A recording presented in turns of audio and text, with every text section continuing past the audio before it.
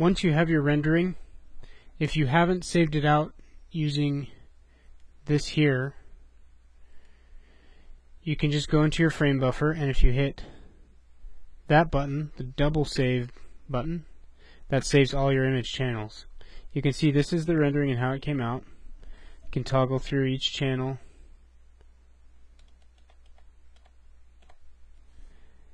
If you hit this, it saves all your channels. Navigate to where you want to save. Alright, and then you can open it in Photoshop. You can close this down. Save your scene. I'm going to go ahead and close down Max. And from here on out, we're going to be working in Photoshop. Now, when we're in Photoshop, we need to go to File, Scripts, Load Files into Stack.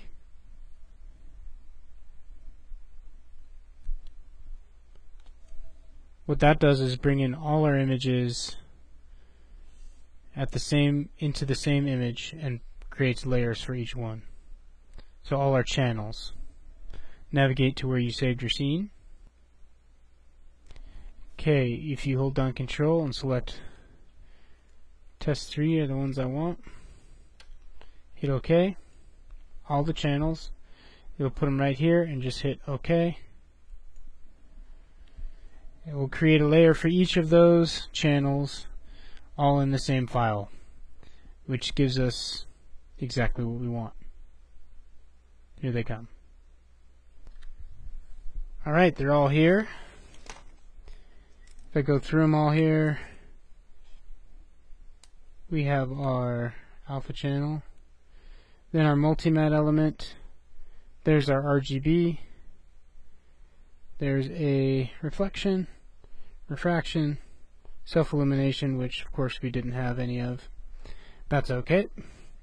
So we'll want to start with the RGB, and the first thing I usually do is take this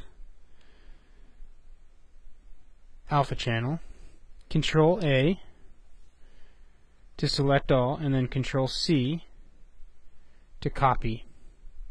Then you can turn it off. Now we want to create a mask for this layer by hitting this button here.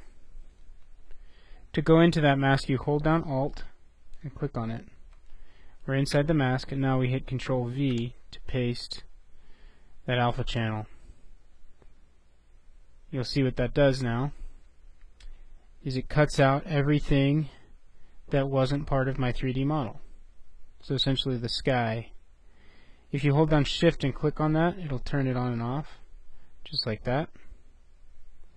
So all I really did was create a new mask for my RGB channel and copy and paste this alpha channel into it. Now anything I put behind the house will show up, in fact, behind the house. Like that. See that? Ooh, and that's not a very good alpha channel. You can see there's a halo around my trees. There are some ways to fix that. Okay. But now the hunt for good background images, some good grass images, all those kind of things, maybe even some 2D plants, maybe people that I can paste into here. You got to find source imagery and start putting it in. There's a few other things we'll get into later, but the stuff that we're really going to do in Photoshop is using masks to leverage the use of layers, and that's how we do background images, midground images, and then we can start bringing in cutout images of people or animals or plants or whatever to start adding. We call that putting entourage in, to start adding to the life of our image. So that's the second thing we'll do. And then beyond that, it's just all about layer, new adjustment layers, and doing all these kind of different adjustments in here. And I'll show you some tips and tricks as we go. Might do some basic curves. That's way too dark. Anyway, we'll get to all this, but first I need to find some nice source imagery. To do that, we'll search the internet again.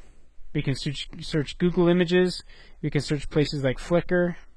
Make sure and look at the copyright of images before you just go ahead and use them. But there's plenty of them out there that are available to use. It shouldn't be too hard to find them if you know what you're looking for.